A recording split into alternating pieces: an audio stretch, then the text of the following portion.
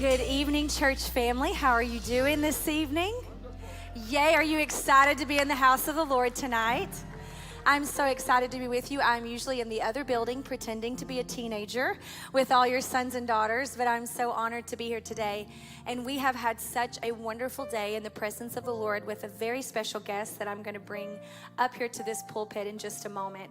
But I want to thank you for coming tonight. Tonight is a night of light and truth. Truth is light. And the enemy is the father of lies, and he hides in darkness. And I just believe if we're going to be a church that carries the title Redemption to the Nations, we should be educated on what's going on in the nations. And I want you as ambassadors of Christ to be able to know how to give an answer to what's going on in the world around us. I don't believe this is the last time we'll have a night like this. But how many have been burdened, fearful, sometimes confused, outraged by what is happening right now in the Middle East, specifically with Israel? Raise your hand if you've lost a little sleep over it. And that's why as a church, we have to create an atmosphere where it can be talked about. So tonight I've brought a guest that's not only going to share with you, but this guest thrives off dialogue. You can ask our students today. He actually wants to hear from you. And we're going to do something very unique tonight. We're going to open tonight for discussion through questions. So they're going to put a number on the screen, maybe now, maybe in a few moments, where if you have a question, you can text that question to ask. And I'm going to go even further. We just may take some live questions tonight that Pastor Rick will determine, because the special guest I'm about to introduce to you is afraid of no questions. Trust me, I have seen him in action. There is nothing too difficult, nothing too controversial, nothing you may think is offensive that he is not able, ready, and quick to give an answer to. So this is a very unique opportunity to ask what's truly on your heart. Like we said to the students today, what are you seeing on social media? What lies are bothering you? Where are you wondering truth is? What questions do you have? This is that kind of night. So I want you to take the filter off, and I want you to ask questions with one motive, that we want truth and we want to be a light to the world around us. This will help us pray better, and it will help us represent his kingdom better. So we're going to ask him to share, and then we're going to sit on this couch and we're going to discuss. And I promise before tonight is over, you're going to find a new friend that resides in Israel but represents the state of, that resides in New York but represents the state of Israel. Someone that will be a friend of this house, and I promise you will not be the last time he is here. And if you pay attention to your television, you will see his face in other places, so you might want to snap a picture tonight to prove that you got to see him in person. So ladies and gentlemen, it's my pleasure to introduce to you a leading advocate for the land and the people of Israel. He is a skilled spokesperson who previously served as a diplomat with Israel's Ministry of Foreign Affairs for over 15 years. He held the positions of consul for media affairs and was the spokesperson at the Consulate General of Israel in New York. During his service, he was responsible for maintaining direct contact with all U.S. media, focusing on political, social, and business outlets. He also served as the executive director for the Northeast region at Stand With Us, an organization dedicated to Israeli education and the fight against BDS and anti-Semitism. He is also a public affairs thought leader who founded and serves as principal at Fourth Dimension Strategies. We can all smile in this room that he directs a ministry with the number 4 in it. And as I peeked at his notes tonight, not intentionally, I wasn't really snooping, and I saw that they were written in Hebrew or something, I realized, wow, we have someone here who is far more educated than myself, who can actually bring weapons of knowledge to you tonight. And I'm so honored for you as a church to help me welcome Shahar Azani here to the pulpit of Redemption to the Nations Church. Can we honor him as he comes now?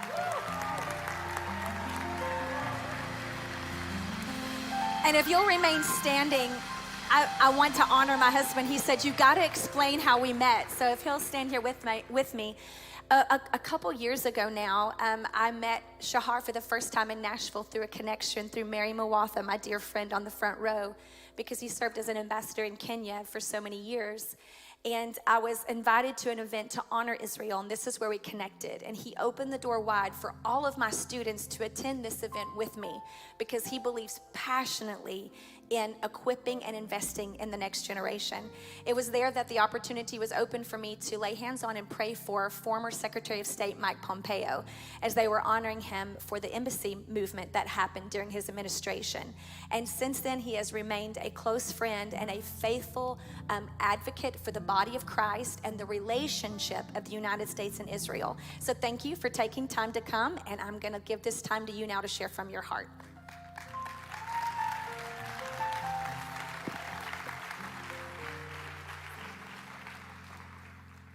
Please remain standing. No, I'm just kidding. Have a seat. Pastor Kevin, Pastor Devin. Good evening. Oh, you said they have vocal cords. Good evening. I'm so honored to be with you here tonight at a critical moment, not just for the Middle East, but for the world.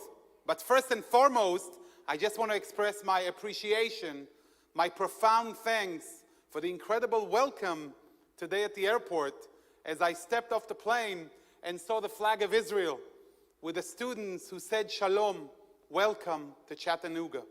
That was, give yourself a round of applause.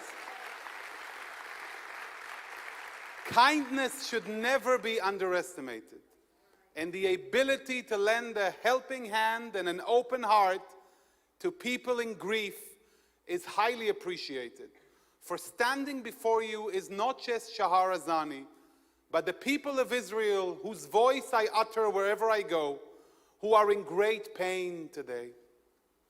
They're in great pain because of October 7th, 2023, what we call today the Black Sabbath, which was supposed to be a day of happiness and joy, the Jewish holiday of Simchat Torah, where we celebrate the Word of God. And it was on that red dawn that a red day descended upon us, when almost 3,000 barbarian savages of terrorist organization Hamas breached the fence between the Gaza Strip and the south of Israel. And for hours and hours, they butchered mercilessly in women, children, families, babies, did the most horrible things to them: torture, mutilation, mass rapes, burning people alive, putting a Jewish baby in the oven while being alive. Acts of unbelievable evil that words cannot describe. And these people, my friends, these are not just numbers, 1,400. These are people with faces, with dreams, with hopes, with past, with a future that's gone. I don't know if you can put on Emily Hand, the picture of Emily Hand. Look at that girl. Emily is 8. Her father gave an interview 3 weeks ago to CNN when he was told that his daughter was murdered by Hamas. She went for a sleepover. Her only crime, she was Jewish. A few days ago, during that interview, her father, Thomas, said, crying, "I'm happy at least that she's dead, that she doesn't have to endure captivity by terrorist organization Hamas." A couple of days ago, he got the message that it was a wrong ID. She's alive, and she's in the hands of Hamas, captive in the Gaza Strip, held hostage for over a month. That's an Israeli hostage. Look at her face and imagine her in the dungeons of a horrid, barbaric organization that perpetrated the most horrible of deeds. I want to talk about Abigail, little Abigail, Abigail Idan, who spent her Shabbat Saturday morning with her family, very early in the morning, where Hamas savages entered the house. They murdered her father and her mother. Her 2 other siblings, Michael and Amalia, hid in a cabinet for hours. She was 6, he's 9. While they were hiding in the cabinet, hearing those voices outside, she was taken into Gaza, a 3-year-old girl, all alone, after having watched her parents executed before her eyes, without her brother and sister. For 14 hours, They were hiding in a cabinet for 14 hours, unwilling to speak to anyone, being quiet, fearing for their lives. 9-year-old Michael reached out to the paramedics using his mother's phone, his dead mother's phone. "I am hiding in the cabinet," he said. "Can you come rescue me?" The young girl on the other side, who was getting phone calls from all over, said, "Remain quiet, don't come out, keep your sister safe." They refused to come out even when they heard the IDF soldiers after 14 hours, so late. It wasn't until their uncle came, Amit, and said, "Michael, Amalia, you can come out." I can tell you stories of Israeli civilians who heroically fought off these savages, who saved people thanks to their heroism. And I can tell you about the presence of the Almighty, because when IDF soldiers arrived and saw a man alive holding a gun, they weren't sure who they were. Do you know how they identified the man for being Israeli and Jewish? He immediately recited the Shema. Shema Israel, Hashem Elokeinu, Hashem Echad. Shema Israel, Hashem Elokeinu, Hashem Echad. And that's how the IDF knew that he was Jewish. Imagine the presence of God amid a tsunami of blood, of pain, of grief, of suffering. And who are we facing in these atrocities? Who is on the other side? Enemies of God, enemies of faith, an organization that's nothing short of a stain on the moral soul of our world, an organization that perpetrated genocide against what they called the infidels, the Jews.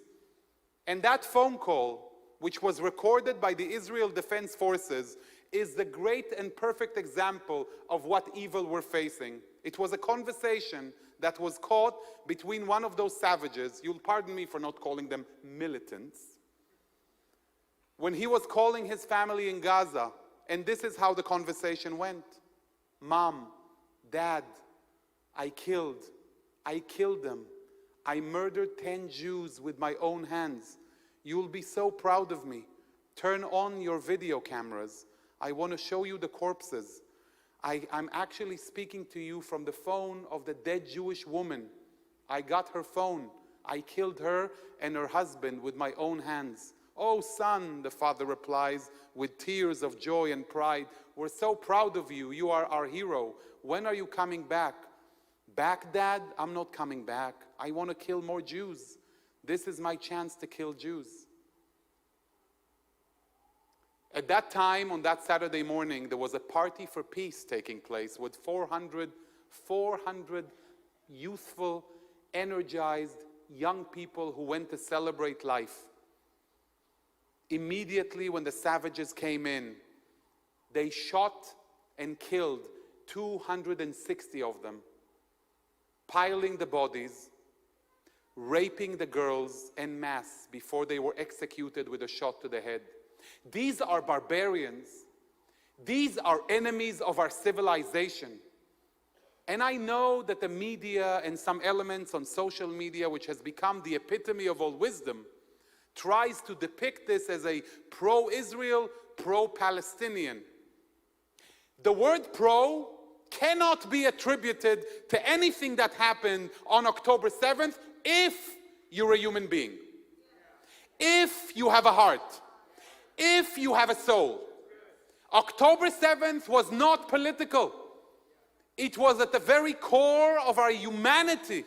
It was a manifestation of the evil that we are able to reach the lowest of lows that we can reach as human beings if we don't have the power of faith, if we are not people of God.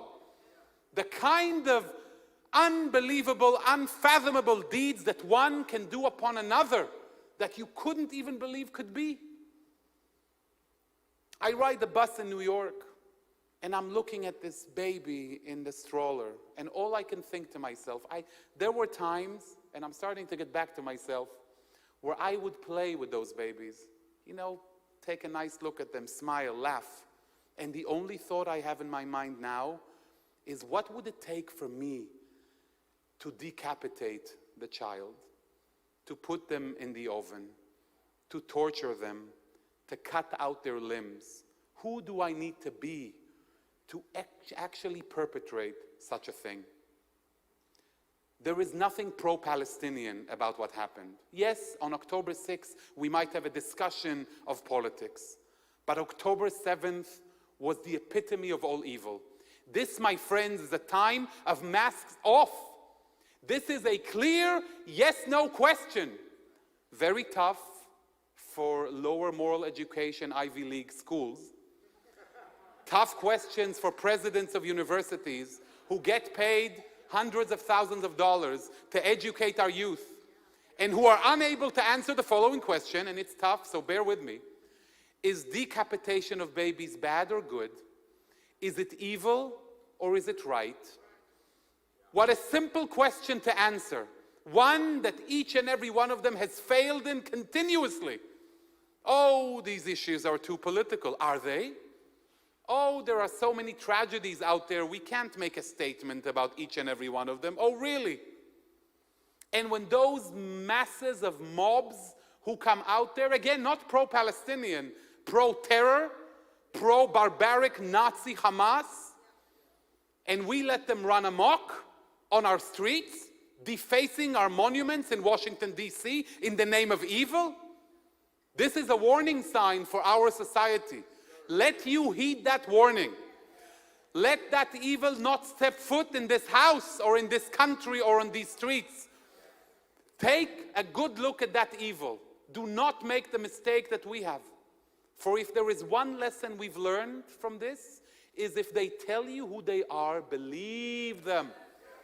Don't look the other way assuming that evil is like you, that evil can be reasoned with. It cannot. So let this be, my friends, an age of accountability, where we demand responsibility of all of those who espouse evil, all of those who support terror. There should be zero tolerance to anybody who cannot condemn, and this is again a tough one, the decapitation of babies. For what differentiates us as human beings, if not the ability to call evil by its name? To look it in the eye and call it out as evil, and to say, you are not welcome here, we will stand together, partners of civilization. For you know all too well that what starts with the Jews does not end with the Jews. And whatever is stopped, whatever evil is stopped there, if not put an end to, will make its way right here to Europe and to the streets of the United States of America. Growing up many eons ago, before the earth came into being and dinosaurs roamed the earth, I remember Hamas's evil. It was the mid-90s when the Oslo Accords came to be, and we young Israelis were hoping for an age of peace, almost seeing the fulfillment of the prophecies. And as our eyes were tearing with hope for peace, they were quickly enough tearing because of the death and the blood that flowed on our streets. For it was the same death cult called Nazi Hamas organization that introduced Israelis to the wonderful invention of suicide bombers. And Israelis started dying en masse, 20, 30 at a time, when suicide bombers boarded buses, shopping malls, coffee shops, when the art of destruction was excelled by adding nails and screws and iron bullets to make sure that even if you survive, you will not survive. Such was their art that you know all too well how quickly it made its way to the shores of these United States on 9/11. We faced it first, and later on it came to London, Madrid, Paris, and elsewhere. These are the infidels that they're targeting. The Jews, the Christians, they are against the Western society as a whole. Make no mistake, for there is no appeasement of that evil, for they will stop at nothing. I mentioned Hamas and pro-Palestinian, but let's admit the truth. If there is something that's pro-Palestinian, is ridding the region of Hamas, is making sure that they are no more. Israel, and I heard this argument a lot, is always told about the occupation. The occupation. And the truth is that in the year 2005, Israel handed the Gaza Strip to the Palestinians. We had factories there, greenhouses, that exported strawberries and fruits and flowers to Europe. We didn't demolish it or take it with us. We handed it over to the Palestinians. We said, there you go. Here is an ongoing business. Use it for your economy. Build a state for yourself. Make it into the Singapore of the Middle East. We evacuated thousands of people from their homes. We dug our dead out of their graves and took them back into Israel. And after we handed them that ongoing business, in a matter of weeks, it was looted, pillaged, burnt. Hamas was then elected to be part of the government. And in June 2007, they took hold by force, killing their own people, executing members of the Palestinian Authority, throwing them off the rooftops, dragging their lifeless corpses on the streets. And as of that point, and even before, they have created the Gaza Strip to be the largest city of terror on earth. On earth. Billions of dollars flowed into the Gaza Strip of your taxpayer money from the European Union, from Qatar. Do you think that money went for hospitals? Did it go for strawberries or flowers or infrastructures or a roundabout in the middle of the city? All of that money went underground to the diabolical works of building underground tunnels, hundreds and hundreds of kilometers of them, filled with rockets and munitions and missiles to cause harm, to bring about death. That's what they did with the money. While complaining to the world that Gazans are suffering, Hamas was the effective controller of the Gaza Strip. No more. Military power, political power, no more. The first Islamic caliphate in the area. They had their own territory, their own sovereignty. And this is what they turned Gaza into. A hellhole. Hellhole for Palestinians. Some of those Gazans, I'll be frank with you, some of those Gazans participated in the massacre. Ordinary civilians who followed the thousands of savages who looted, who raped, who killed. They were seen on their own GoPro cameras, not Jewish AI that manufactures lies, but the truth. And some of them are innocent, who live under the boot of Hamas. As I speak to you now, Hamas is not allowing many of their own civilians to leave to the safe zones created by Israel in the south, executed by Hamas, to make sure that they are the human shields that they use. I mentioned it earlier today in a battle against the 13th Battalion of the Infantry a couple of days ago. A few dozen of their savages fought the IDF soldiers, started by sending in the IDF's direction 100 women and children to make sure that we kill them so that there is a great image on MSNBC. Guess what? None of the civilians was hurt. All of the terrorists were defeated. None of the IDF soldiers was hurt.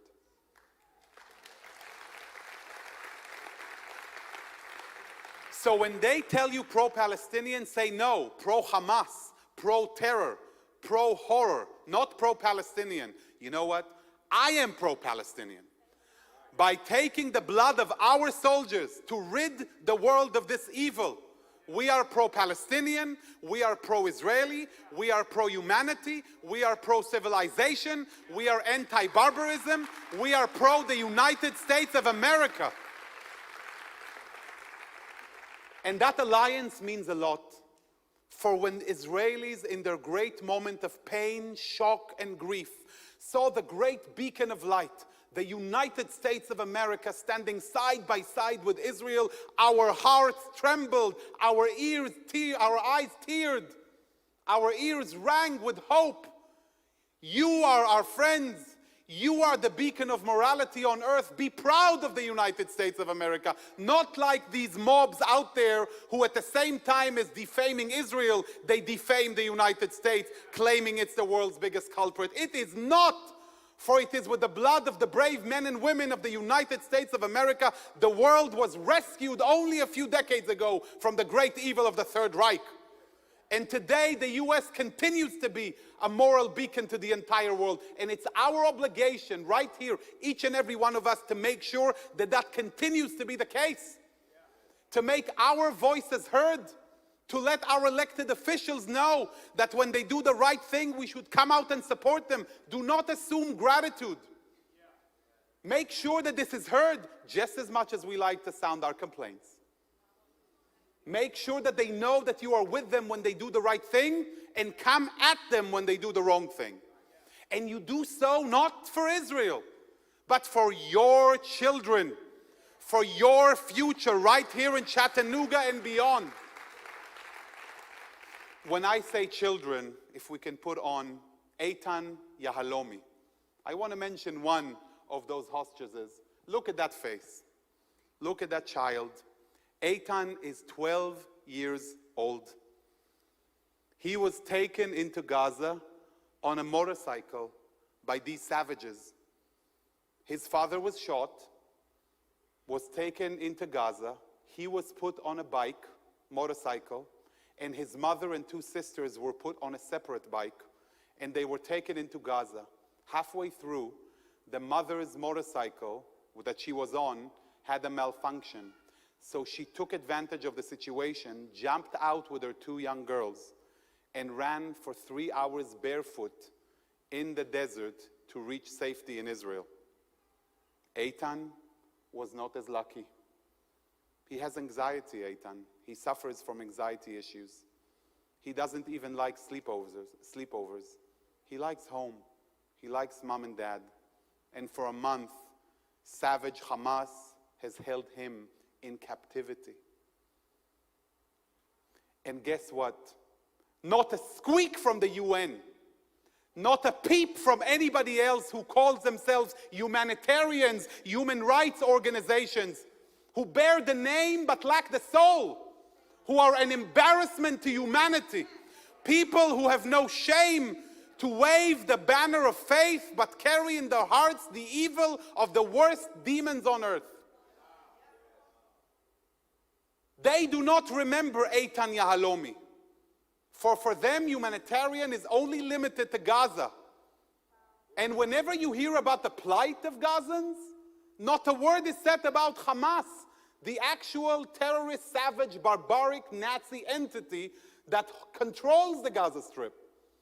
They're the ones who put rockets underneath of a Ferris wheel. They're the ones who put missiles in a mosque. They're the ones whose headquarters is underneath the biggest hospital in Gaza. Because as testified by one of their savages who were caught by Israel, we know you, the Jews, you will not bomb clinics. You will not bomb hospitals. You will not bomb schools, which is why that's where we hide all of our weaponry and all of our commanders and all of our terrorists. In this underground city of tunnels underneath hospitals and schools. Some of this hatred is espoused by the UN, the United Nations Relief and Works Organization, UNRWA, partially funded by you. An entire refugees agency, guess what, that's dedicated to the Palestinians. You have one UN agency that's dedicated for all of the refugees on earth, the United Nations High Commission for Refugees, and you have one agency dedicated to the Palestinians. And it is in UNRWA schools that they teach hatred against Israel and the West. It is teachers at UNRWA who celebrated Hamas's massacre. Now explain to me why they need to be funded by the good people who are here in this room. You tell me why your hard-earned taxpayer dollars are funding this sham of an organization. On what right is there any justification to do that? It is an age of accountability. People have to take responsibility for their deeds. And if the organization does not fulfill its mission, it should be defunded. That money can go to build a road, a hospital, a school, to help people who are really in need. Not to be wasted and squandered on building more hate, on cultivating more death, on educating more children for destruction. And quite quickly, as the sight of Jewish blood was visible to so many, so was the quench for it, the thirst for it. So many organizations out there who saw Jewish blood flowing and rushed to the streets to demand more.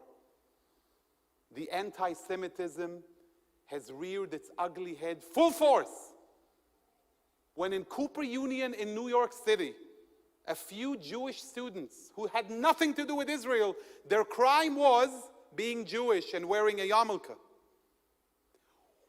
They were stormed by an anti-Israel pro-terror mob who was knocking on the doors, demanding them to come out.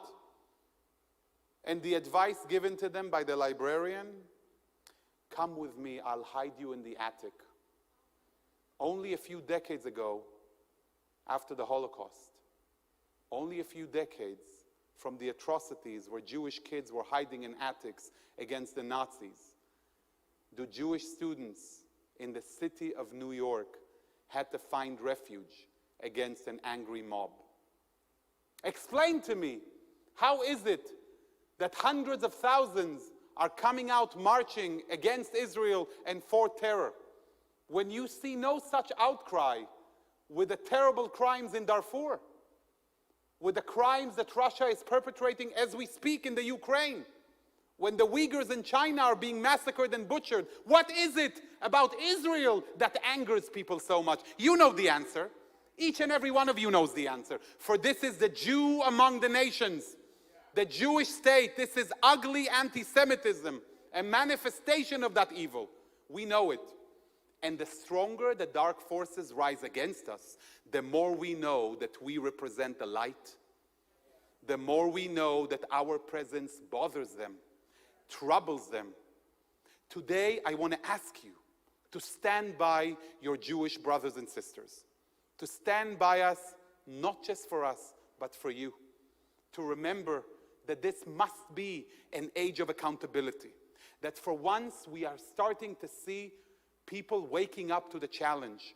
For what we have been crying out for years, telling the world what we're facing, we were never believed. Every time we were told politics, pro-Palestinian, pro-Israel, we were confused with a quagmire of facts. Facts, right?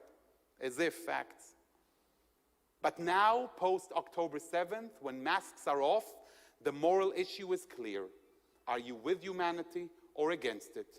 Are you with barbarism or against it? Do you support terror or do you object to it? It's a yes-no question. We now demand an answer. We, as in the Jewish community, have invested years into building bridges to different communities. And now, just like Pastor Kevin and Pastor Devin, stand strongly by the state of Israel, are able to make their voices heard and say no to terror. So should others, and so should we demand others. We have seen now major donors taking their money away from universities that allow education for hate. We have seen students for justice in Palestine being banned in Florida and at Brandeis University, and hopefully more. We have seen an NYU School of Law student who headed a student union, who 2 days after the massacre sends a message to everyone: we stand with Palestinian resistance. Have you lost your mind? Palestinian resistance? The mass rape of a 20-year-old girl and shooting her in the back of the head, that's resistance? Because if this is what you stand for, shame on you. You are banished from our society. Go to the lands where such evil is respected, not the United States of America. And you know what? Her job offer was rescinded. She was deposed from her position at the student union. Accountability. Of course, immediately they started to complain. What did we do? 34 student clubs at the lower moral education at the Poison Ivy League at Harvard. actually signed a letter condemning Israel. Immediately, major donors said, no problem, give us the lists of the students who are part of these clubs so that we know not to hire them. Oh, we didn't know what we signed, sir.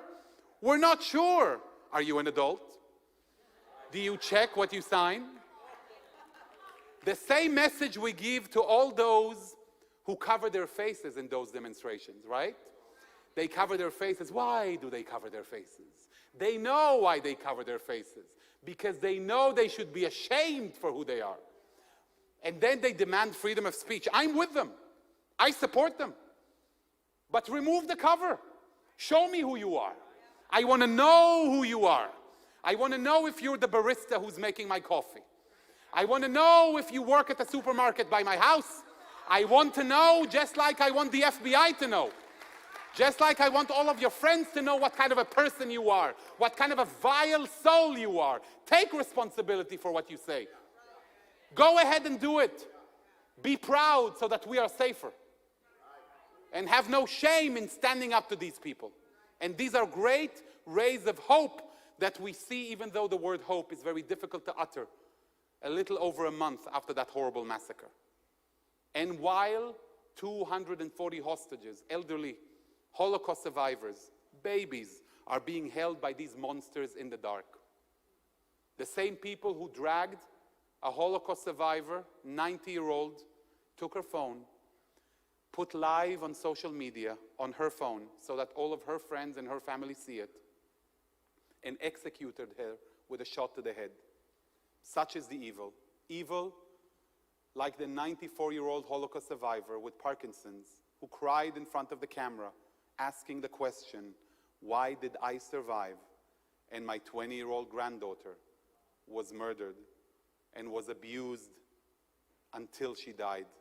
And why, she asked, that at the end of my days, this is the memory I have to take with me to the grave. And the answer to this question is answered with a resounding yay by professors at Cornell who are energized by it, who felt it was awesome, resistance, lunacy, loss of moral direction. So I can speak about this for not hours but days. So I will end with this. This is our moment to rise. I ask each and every one of you, to make your voices heard. Do it in any way you want. You want to do it on social media? Great. You want to write to the local editor? Great. Remember the names of the dead. Remember those who were kidnapped. Remember our moral obligation for our children to make sure that that evil does not step foot in this house. Because if we keep quiet, we are complicit. If we do nothing, we are opening the gates for that evil to come in. Remember that when the time comes. For I truly believe that in spite of the hundreds of thousands of evil mob, pro-terror, pro-Hamas up there, the majority is with us. But let it be silent no more. Let it be silent no more. And you being here tonight is a manifestation of those values. For you made your way here to stand with Israel, to stand with the West, to stand with the United States, to stand with civilization. So I will end with a few words from one of my favorite authors, Ecclesiastes, whose words I've been looking to in the days past the massacre. To everything there is a season, and a time to every purpose unto the heaven. A time to be born, and a time to die. A time to kill, and a time to heal. A time to weep, and a time to laugh. A time of war, and a time of peace. Let this be the time of war against evil, so that we may have peace. Be blessed, and thank you for being here tonight.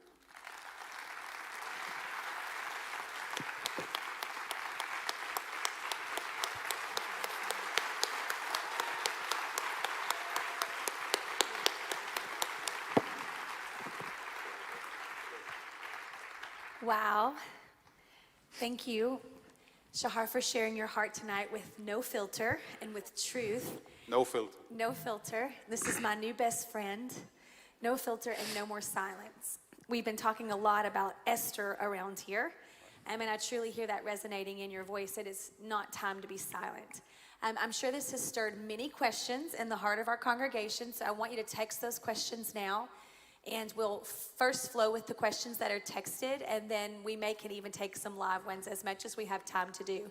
I'm going to start out of the gate because I think this will help some of the questions, maybe even narrow some of them. Can we put that text number back up on the screen? Can we put the text number back on the screen? I want everyone to be able I to see think that. most of the confusion for us here in the United States is who the real enemy is. And what I've appreciated by what you shared tonight, Shahar, and you can reiterate, is that the Palestinians are not our enemy. Hamas is our enemy. And a true pro-Palestinian movement would be the removal of Hamas, because many of the Palestinians are terrorized themselves by this wicked leader. And I think part of the tactic is to confuse our enemy. Secondly, it is to paint that word genocide upon the Israeli people instead of on Hamas. So I appreciate you clearing that up, and I wanted to open the door for anything else you want to say about that. But also, it was so educational today what you shared with the students about the military strategy, the morality of the Israeli army. As they see a lot of posts that will paint them as barbaric, I want you to tell the truth about what they are doing to protect innocent Palestinians. The truth unfiltered. And the truth is that in spite of using those words, Pastor Devin, of genocide, I ask you, like I told the students today, genocide, to the best of my knowledge, not being a native English speaker, indicates a reduction in the number in the population, right? Right. It's a reduction. That's genocide, I think. So how come the population has quintupled 5 times since 1948? When Palestinians have been thriving more than any other Arab nation in the region. What are you talking about? It's an age of stupidity and lack of education. It's an age when engaging with social media harms your direct gray brain cells before you're able to move forward. I want to talk to you about the Palestinians. Well, like I told you, Israel and the Israeli people have always yearned for peace. Otherwise, why would we have given them Gaza? Nobody pressurized us in 2005. We did it on our own volition to give them a chance to build a state. Even now, when they tell you about indiscriminate fire, did you know that the Israel Defense Forces makes phone calls to the Palestinians before we attack? Hello, it's the IDF calling. In about 20 minutes, we'll bombard apartment 21A, the bedroom. So if you could kindly evacuate for your own safety, please leave. What other army does that? We drop millions of flyers over Gaza telling them to stay away from danger. At first, we assumed they'll be able to go. So many of them tried to go, but it was a problem for them. You know why? Because there was this savage organization called Hamas that killed them. They created blockades on the road, not letting them leave because, hey, I need you. You're my Palestinian brother. You need to die for me. Because I am a strong, brave warrior, not a coward little mouse defending myself with 5-year-olds surrounded with girls and kindergarten-age children. So they kill them to prevent them from leaving. So who defends them? The Israel Defense Forces. That opens a special humanitarian route so that they can leave while putting our own soldiers there to make sure that Palestinians are not attacked by Hamas. Now tell me, when was the last time you saw that coverage on CNN? Never. When did you hear that story on NBC? When did you read this cover page story in the venerable New York Times? By the way, I can even tell you a news piece that came out today that some of the people who work with leading medias like New York Times and AP and others, their freelancer partners in the beautiful Gaza Strip, knew about the attack that Hamas was perpetrating on October 7th. Not only did they know, they received special permission to ride on the motorcycles with the savages into Israel so that they get the best pictures of Holocaust survivors being put on a motorcycle as they're dragged into darkness. Wow. We have the footage to prove it, those same people. One of those freelancers, by the way, when he got the news on social media that a Jewish baby was baked in the oven, immediately retweeted it and said, "What kind of dressing did you use?" These are the people we're talking about. Flyers, phone calls, text messages. We have Gazans calling the IDF saying, "Help us, we're trying to escape. Can you help us save our lives? They're blocking our roads." If you're really pro-Palestinian, wouldn't you say something? Or is it really that you're anti-Israel, anti-Jewish, anti-Semitic? For this is masks off, remember. October 7th allows us to ask a yes-no question. Where do you stand? And then I know who you are, without confusing me with the usual quagmirical political discussions. So just know what the Israel Defense Forces, and when they ask for a ceasefire, we say, you had a ceasefire on October 6th. Right now we have a mission to eradicate evil, and we will eradicate evil. We will eradicate evil. Thank you for giving me the chance to share it, Pastor Devin. We have to hear truth. And Rick, I'm going to prepare you now to ask some questions. I have a couple more I'll save to the end if they don't get asked. But I just think it's important to keep the enemy identified and understand the very important target of this war. It is to eradicate Hamas, not innocent civilians. And they will not stop until it's done. Okay. There's over 60 questions that have been submitted, so we'll get as many as we can. A good question asked was, one of the ways the U.S. supports Israel is by giving money.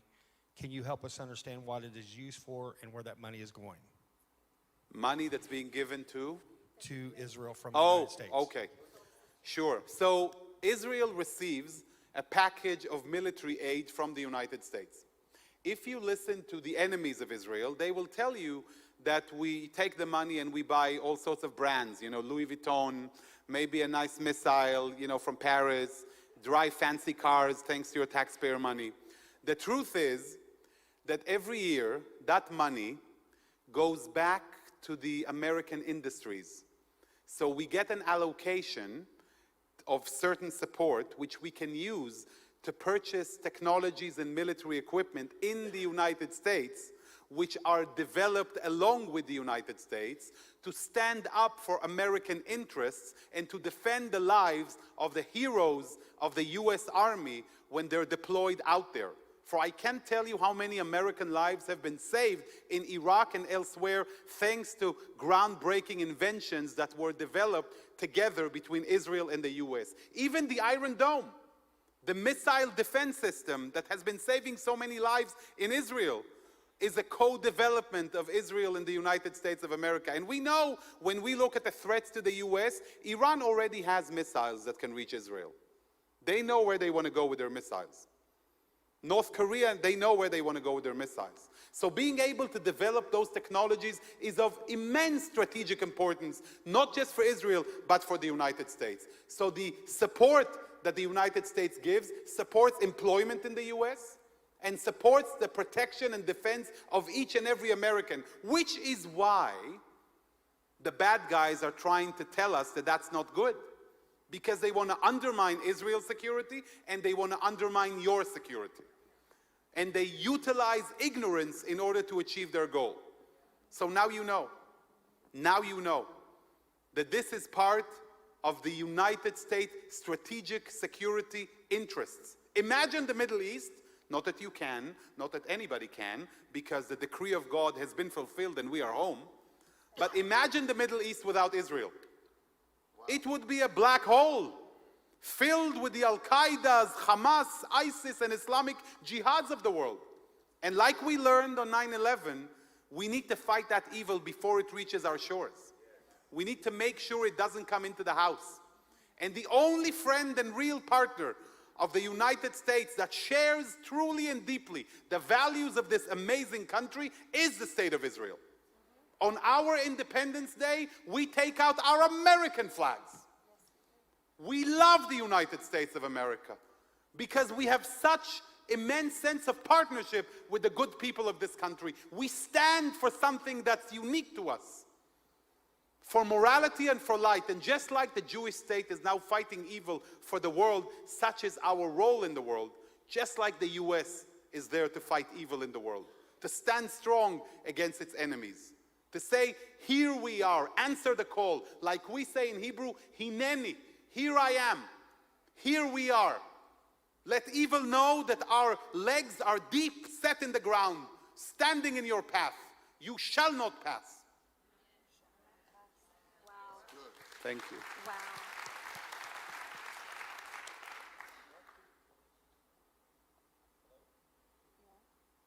Check, 1, 2. Rick has had enough.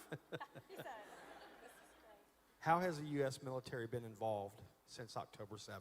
How is? Can you give the monitor on the stage with this mic, please? How has the U.S. military been involved? I can tell you that.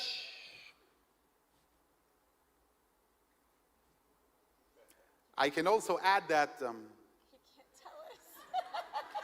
and I can say that, I can just say thank you so much for being the United States of America. Thank you. Thank you. A lot of these questions are the same, but it's been asked by several. Why do you have to speak so long? Do you feel the Palestinians will ever go against Hamas? So here is a big question. You know, when we take care of our children, we expect them to rise and be adults, right? To make their own decisions, to manage their lives, to be responsible, right? That's what we demand of our kids. That's what we train them to do. That's what we hope for them to do. For some reason, when it comes to the Palestinians, there is no such demand. It's everybody else's responsibility. It's the United Nations Relief and Works Agency that needs to take care of the refugees, who've been refugees for 75 years. Wow. Let me just remind you, for those who don't know, Jews were banished from all of the Arab lands when Israel was reestablished. 850,000 of them came to Israel. How many refugees do we have in Israel today? 0. Because guess what? We worked, we toiled, we built a state, we built a society, and we are proud of it. We're not carrying our refugee status as a banner to carry to the world. That's the power we have. In 2005, we gave the Palestinians the Gaza Strip in the hopes it becomes Singapore of the Middle East. It became ISIS. Decapitations, beheadings, torture, and torment. I can't tell you how many nights I cry myself to sleep listening to yet another testimony of what they did. Of the paramedic who cried on air, guilting herself for not making it to the safe room of a 12-year-old whose hand was amputated by these savages and who was left there losing blood for hours and hours until she arrived, the paramedic, only to hear that young girl breathe her last breath and give her soul back to the Creator. So I ask you today, at what point do we demand responsibility of Palestinians? At what point do we ask, what are you doing for yourselves? Why don't you take your fate in your own hands? Why don't you have the leadership that will lead you on the right path? Why is it the responsibility of Israel to provide energy and electricity to the Palestinians in Gaza? They have their own freedom, and everybody who tells you blockade doesn't know geography. The border with Egypt is wide open. Wow. They can do whatever they want. But like one of their leaders admitted on TV a few days ago when he was asked, how come Gazans have no infrastructure? Oh, he said, our money goes in the tunnels. If anybody wants to take care of hospitals for Gazans, it's the UN, not us. Wow. He admitted as much. Have you heard the outcry from Hollywood?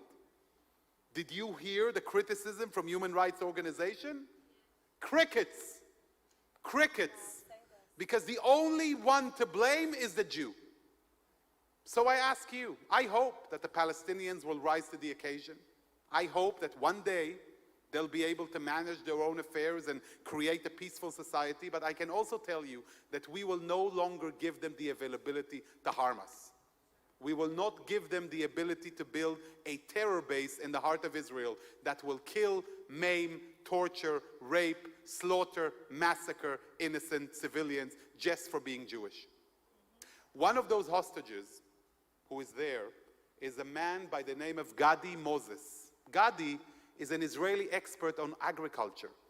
He's 80, and he dedicated his life to moving all over the world and teaching people on water management and agriculture. That's the kind of man he is. And do you know how much he was paid for that mission? Barely the airline ticket and accommodation. He used to come on semester breaks, and so many others like him. And when I asked one of them in Namibia, why are you doing this? He said, because of my Zionism. I am compelled to share our light and knowledge with the world to make people's lives better. Gadi was taken hostage into Gaza. We don't know what his fate is. And he's been held captive. That symbol of goodness on earth is being held captive in the dark in Gaza by the utter symbol of evil on earth. That couldn't be a simpler moral image than this. The simplest question that we face. And one of the other things that these experts always ask me, going back to the Palestinian issue, how come we can do this work in Africa, in Asia, in South America, but we can't do it in Ramallah? Because the Palestinians won't engage with us even when we come to try and help them. I can even add and tell you on the humanitarian side that in the year before the massacre, even though Gaza is an enemy territory, rockets have been launched at Israel for years from there, terror has been directed from there, we allowed tens of thousands of Gazans to come into Israel and work because we wanted them to have livelihoods. We wanted them to be able to support their families on the bodies of some of the savages who perpetrated the rape, slaughter, and murder. We found those work permits. They weaponized our goodness and benevolence. They used those permits to commit espionage, to learn who's where are the defenses, how many people live in a house, are there dogs, which they shot as well, and to be able to continue with their diabolical plan. I want to share with you the story of 15-year-old Tomer Eliakim, who was caught with his family in one of the houses.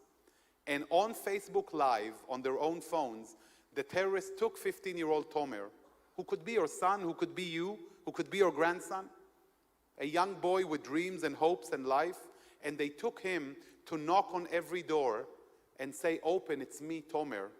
And as soon as the door was open, they butchered the people inside, burnt them alive, killed them, shot them in the head. And when they were done, they killed Tomer, and they killed his mother, and they killed his father, and they took his two younger sisters into Gaza to captivity. These are the barbarics that we're facing, and let no one forget that. Thank you. How are the Orthodox Jews and Zionists different, and why does it seem that the Orthodox Jews are against the war? So, very good question. First of all, I just want to tell you, we tend to have long answers, so the immediate answer is no, that's not true. Yes, say it. Not true? We had a political debate in Israel about Orthodox Jews joining the military. We were having arguments back and forth.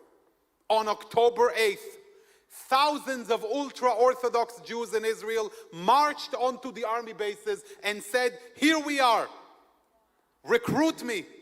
So many of them have joined the teams that need to analyze the remains of what the barbarics did, who go through the grueling task of identifying what's left of the corpses. There is nothing left. Sometimes a whole kindergarten, all you have left are a couple of teeth.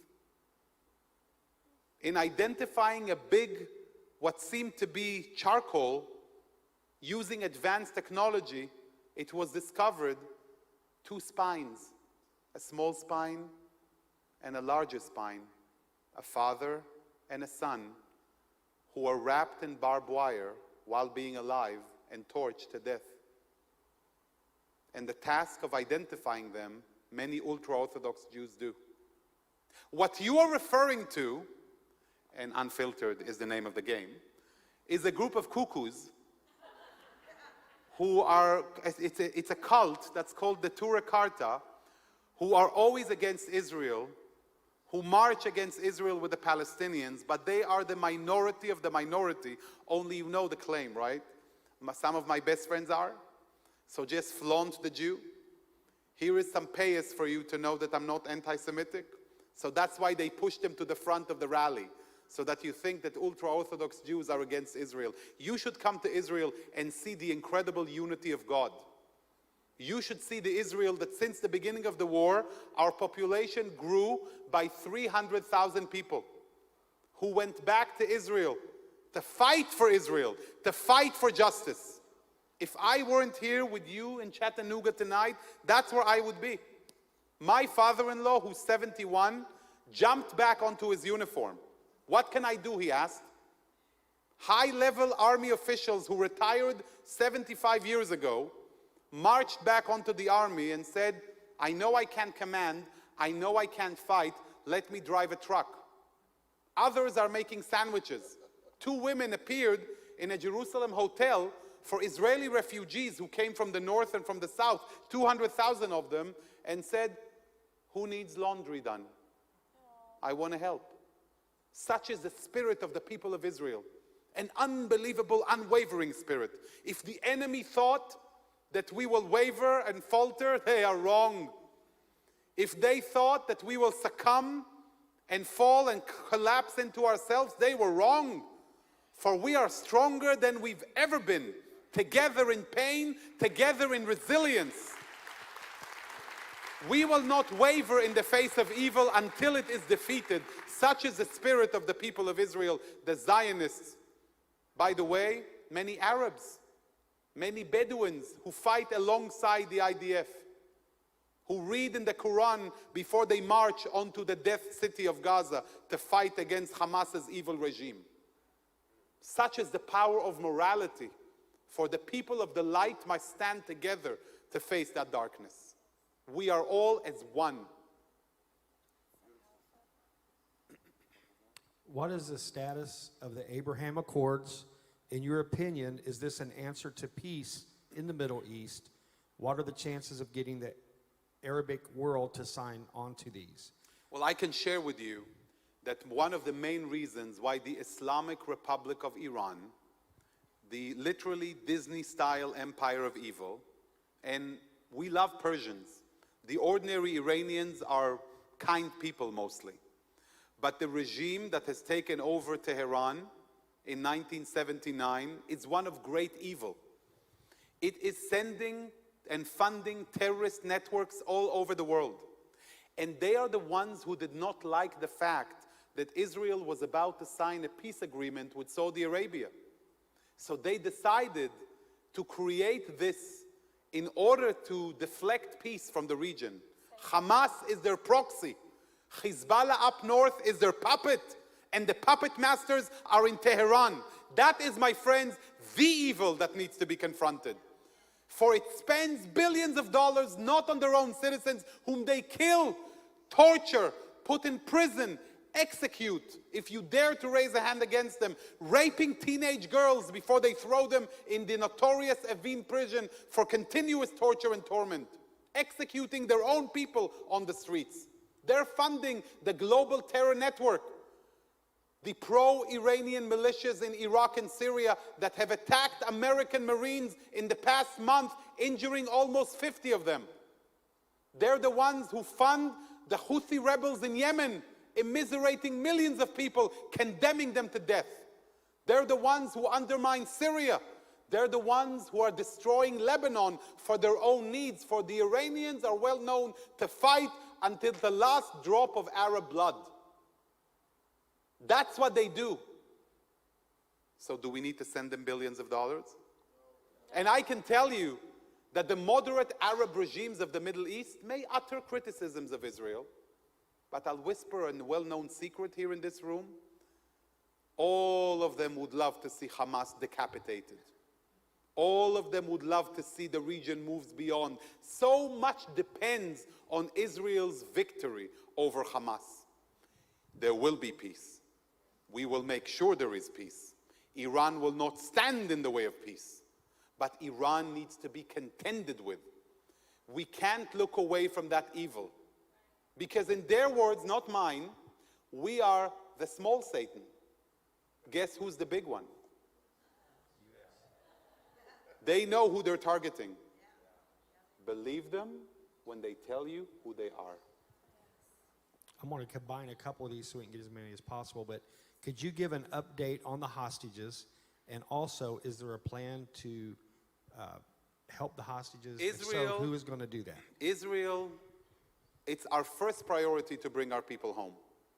But we, at the beginning, when there was like a hint of a negotiation between us and the barbaric savages about bringing them home, we knew that they were playing for time. They thought that they could withhold our incursion. They thought that we would stay away. After butchering 1,400 of our civilians in such a cruel way, what did they think we're going to do? Throw flowers at them? Come at them with Tic Tacs? Take Reese's Pieces and share around? Grab a drink together? So we do what we have to do in every way, shape, and form.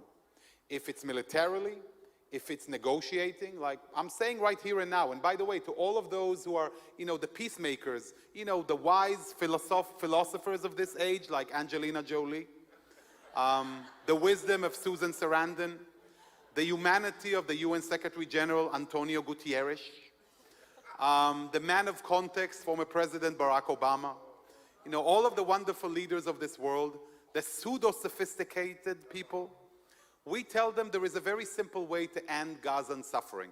All you have to do is demand that Hamas returns all of the 240 hostages, come out of their holes, renounce their weapons, and give themselves in to us for trial, and that's done. If that happens, Gaza goes back to being what? Tomorrow. There is no need for an assault. So every other moment that Gaza is suffering is because of Hamas. That's a clear fact. So we will do whatever we can to get them out. You saw that a few days ago we released one of the IDF soldiers who was held captive within military operation, and we continue to search for others. So hopefully we will get them out. But the truth is we don't even know what the situation is. Hamas has been holding, since 2014, the remains of 2 Israeli soldiers from the 2014 war. You know why? To prevent their families from burying them. To make sure that their mothers won't have a grave to go and weep under. Is that evil? What is it? You answered yes? Yes, you were able to answer correctly. You are better than the UN. You are better than human rights organizations. That's amazing. I salute you. With a lot of American youth seeming to support the pro-Palestinian movement, and their defense to this is the death of thousands of Palestinians, how should a younger person educate themselves on this situation? And then also another question was, can you recommend 1 or 2 places to get this type of information in education? So first of all, education is key. If you know the facts, be happy. Because there is so much ignorance out there that you wouldn't believe. And ignorance, my friends, is our greatest enemy. If I don't know, then this is fertile ground for me to sow the seeds of hatred. If I don't know anything, then I can tell you anything and you're going to believe me. So the first enemy is not animosity, it's ignorance. It's like I'm listening to, I was telling the students earlier, I was listening to the rabbinical writings on TikTok, and there was this influencer who was talking about the hundreds of thousands of years of Palestinian history and how Jews came on ships to conquer the land and build a temple. Now, I mean, seriously, I can't. Like, I'm listening to this and my brain erodes. I don't even know where to begin to counter that ignorance. And they have like millions of bots followers and engagements and comments and Free Palestine. My favorite, by the way, by far, is Queers for Palestine. Say this, tell the truth. Queers for Palestine. It's like chickens for KFC. Tell them what they do, Shahar. It's like Queers for Palestine who dance with a Palestinian flag and they dance naked. I always say, I had somebody like that reach out to me on one of my talks, and he gave me the usual lines. By the way, great compliment. He said, "You are a great propagandist of the Zionist regime." I love it when they do that. I always feel like I'm a Disney character, like Darth Vader or something. And then he gave me the usual talking points. You know what I told him? I said, you know what, let's do this. Why don't you go visit Gaza, looking the way you look, and when you come back, if you do, we'll talk. Because they will kill you. Because they would hang you from a tree. They would mincemeat you, they would cut you up, they would do things to you like you wouldn't believe. But don't take my word for it, just travel. We'll open the gate for you to go in. Just don't call us when you need to get out. Such is the stupidity and ignorance that surrounds us. So, first of all, I don't feel that the majority of youth is against us. I don't. I really do feel that there is a silent majority that understands the basic morals of humanity. I do know also that there is a lot of virtue signaling. If I say, pro-Palestinian, then I'm so cool and fashionable and I'm the hero. And at the same time, by the way, if you ask them a second question, what do you think about the US? They'll say, boo. Yeah. Because that's what they feel about America as well. Yeah. My real problem is with the professors and the administration on campuses. They're supposed to be responsible adults, and they're irresponsible anti-Semites. And that's what we have to face. Educate. Know the facts. Ask the questions. Guess what? Colonialism? Great. There is a reason why Jews are called Jews. Because we come from Judea. Hint. So we are not only are we not colonizers, we are the indigenous people of that region. That's the God-honest truth. That's the fulfillment of the prophecy. That's the modern-day miracle of the state of Israel. So educate yourself. Indiscriminate missiles, I heard from ABCD AOC. And she said that Israel is firing indiscriminately. Educate yourself. A few years ago, she was interviewed about the Middle East, and she admitted, I know nothing. I thought in a few years she'd learn, you know, being a congresswoman, and she needs to learn. No such luck. There was another preacher by the name of John Legend. He was interviewed on Bill Maher's show a couple of years ago, and he said, it's time that we as Americans stand by the Palestinians. So one of the panelists on the show said, what do you feel about Venezuelan death squads killing innocent demonstrators on the streets? Oh, he said, I don't know about Venezuela. Oh, and then you feel so comfortable to speak about the Palestinians. Oh, because they're always on the news. They're always talked about. So he admitted as much. It's fashionable. It makes me look good. So that's what I say. But the minute you ask them a question, the minute you ask them, who was the first Palestinian king? What was the ancient Palestinian currency? When was Palestine mentioned before 1965 and Yasser Arafat? Name one Palestinian leader. King, a priest, a Bedouin on a camel, anyone. You're not going to find anything there because there is nothing. So I'm not disparaging anyone. I'm acknowledging reality. They're there. And we need to find a way to live in peace. And we don't want to harm innocents. But don't come at me with cheap propaganda. Don't come at me with cheap accusations that are unsubstantiated. Don't tell me Israel is an apartheid state when the Supreme Court of Israel has an Arab justice. Don't talk to me about genocide when the number of Palestinians has been growing immensely in the years since Israel became reborn as a state. Just don't. But I want to tell you something. You cannot fight the haters. Like I always tell students on campus, the students for justice in Palestine are not going to sing Hava Nagila with me. But all of the people in the middle, you can have an impact on. You can teach them. You can show them the truth. And you know what the truth is? I'll be unfiltered and honest.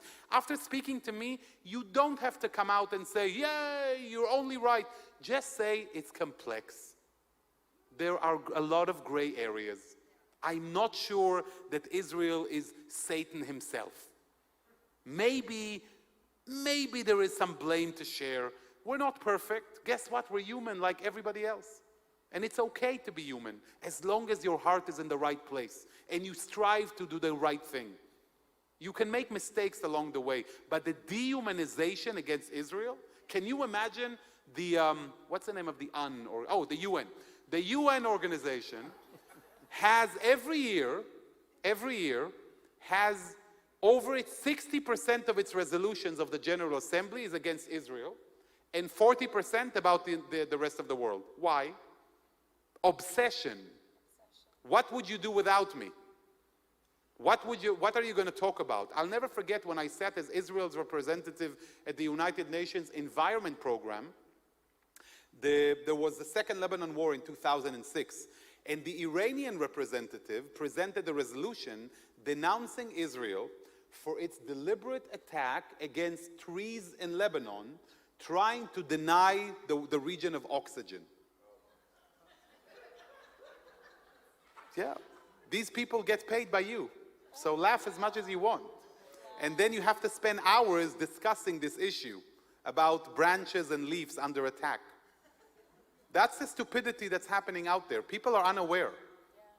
This is what's happening. An organization that's supposed to work for the better of humanity spends its time on nonsense just to keep them busy. The Human Rights Council, they have a mission dedicated to Israel, where several dignitary members of there fly business class to stay at the fanciest hotels in Israel with the report already written in advance against Israel in a biased manner, just so that they can have a trip. And that's on your dime. Millions of dollars on your taxpayer money, when we know exactly what they're going to say and how they're going to say it. So shame on them, and you know what? Shame on us for letting it happen. I'm sorry. No apologies needed here or in this room, and I do believe the UN will be a strategic seat for what we believe as Christians will be the rise of the Antichrist in the nation. So I would watch that, and you can say whatever you want to there. I'm going to end with a few closing comments. Already? I know, Shahar. I will stay here till midnight. But first of all, we are going to keep the questions that we, Shahar. And is there a way that the congregation can follow you in case you can answer first of those all, I questions? invite you to be in touch. Find me on Twitter. Sorry, Ilan. X. Find me on X, Shahar Azani. You can feel free to be in touch. I can provide you a list of resources that will give you real-time information. All you have to do is click it to understand and share it. If you hear any ignorance around you or any stupidity, first ask a question so that you can undress the individual and see exactly what they know. Then you will have the information yourselves. Videos of Ferris wheels that are used as rockets, kindergarten behind which the terrorists are hiding, the humanitarian corridor, videos of testimonies to know exactly what's happening. So I'm happy to do that, and I'll do so with you, Pastor Kevin and Pastor Devin, so that you can share with the community. But we need you out there. We need your voice. We are outnumbered. They are investing billions of dollars, those Arab states that are behind it, Qatar and others, in disseminating information. The Free Press, Barry Weiss's media outlet, published a great story about the billions of dollars that Qatar has been investing in the Poison Ivy League for the past years and decades. I think the results are in front of us. So I'm asking you, the kind people here in Chattanooga, to stand up to that and stand with us. So keep in touch, and we will help as much as we can to stand up together. So you can follow him for information, and I know our students are launching an initiative with him, our own Iron Dome of information on social media. Iron Dome for Justice. For justice. Probably the only time from this pulpit you will ever hear me say use social media as a weapon. Y'all know I'm challenged there. But you can help spread truth, and I challenge you to do that. I also wanted to say a couple things. As we move forward and the wave of anti-Semitism is attempted to be fed around us, we can never forget what happened on that day. I asked Shahar today personally because we only hear edited stories. We only see limited information. Many of you have seen one of my favorite actresses who played Wonder Woman, that she'll be showing a video in Hollywood. She's doing a viewing of some of the original footage from security cameras on the streets of Israel, from the GoPro cameras of the terrorists, and she's being greatly resisted for it. Shahar actually has viewed that video, and I asked him, why do we not see the details? And I want you to know, when he gave me that answer, it's out of honor for the families who are still searching for their loved ones, who still do not have their remains, and then those that know their story. So Israel is in a rock and a hard place. They are being challenged on appropriate reaction. But I want you to know you have only seen an edited version of what actually happened on that day.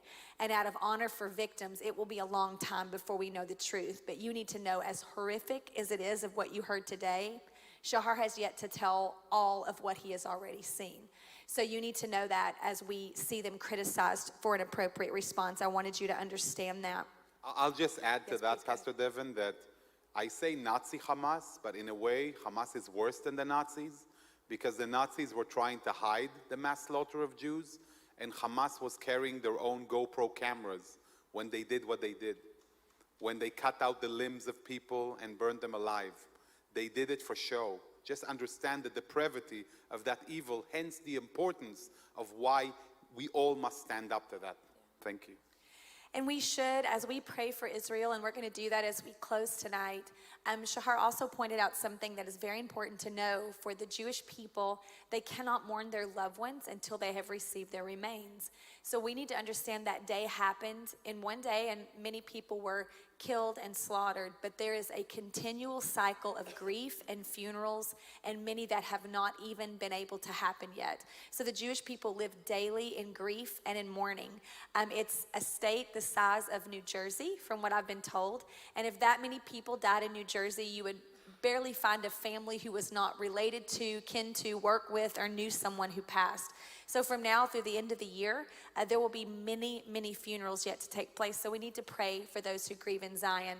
And then this is where I will end, and quite possibly the strongest message I want this church to carry to this nation, and why we brought Shahar here, is that it is vitally important to the future of America to remain in a strong relationship with Israel. And you will see that those who hate America, even on our own soil, are those who will propagate the anti-Semitic message. And what Shahar made clear today in our conversation was that what gets past Israel will reach our shores. And Israel is actually on the front lines of our battle. We are foolish to cut our feet out from under us. And as a nation, forget spirituality, forget your Christian faith. If you want your families to be safe, we better stand with our allies, because they are the only representation of the West in the Middle East. And that is my greatest concern for the assignment of the enemy against our nation, is for 9/11 to repeat itself, because we do not support our allies. So if you will help me in prayer, help me with your voice. It is an Esther season. Do not be silent. We will run and we will use our voice, because our own children are at stake.